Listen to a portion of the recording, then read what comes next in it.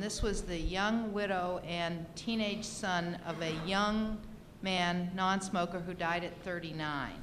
And so she wanted to raise some money for lung cancer, but just giving people money for their transportation and things like that doesn't really do anything. So I challenged her. I said, do you want to raise $1 million for lung cancer research? So she jumped at it. Our foundation did a study and said, well, $1 million's a little high, but we think you can raise $500,000 in 5 years. They raised $500,000 in a year and a half for research only for lung cancer and only in our own institution.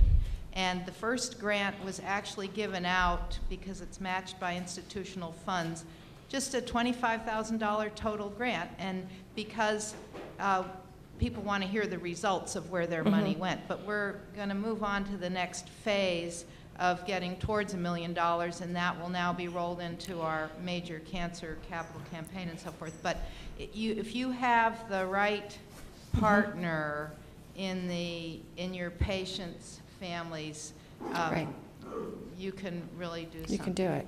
The money is out there. You know, we had a lot of, when we started our organization, we had a lot of flack from the other 19 organizations, the other foundations, and said, why are you starting a different foundation? And the reason we were was because we felt like we had a niche that the other foundations didn't. There's, you know, a group on Washington. There's a group that devotes to women and lung cancer type thing. Ours fit only, all we were interested in is creating money for research. But their philosophy is, if you start this, you take away money from our group. And that, to me, is a flawed philosophy. You're assuming there's only a certain amount of money. And if another group comes in, they divvy it up, okay? And I am assuming that sky's the limit.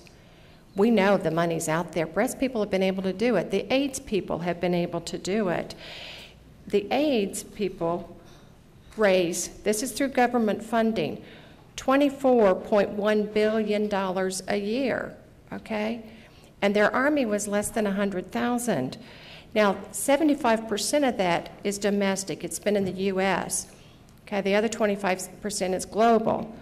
But still, that's $18 billion. So what can lung cancer do with that kind of money? The money is there. We've got to be able to tap into this, to know how to do it. And it's got to start with grassroots advocacy. I just have another suggestion about where you might spread some effort. And building on Mike Busamra's comment, at the county hospital where I work, last year, 80% of the lung cancers diagnosed at the hospital in 2008 were stage 4. And that is a tremendous difference compared to the national stage by stage diagnosis.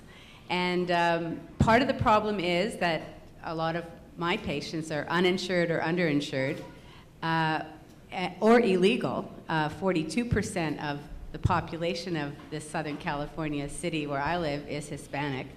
And so this is another area where your foundation might be able to focus efforts on the disparities. And a lot of it, I think, is just lack of education. Right.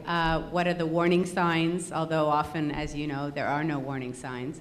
And in smoking in this community, it's tremendously higher than national averages right. as well. And we need to develop a screening tool.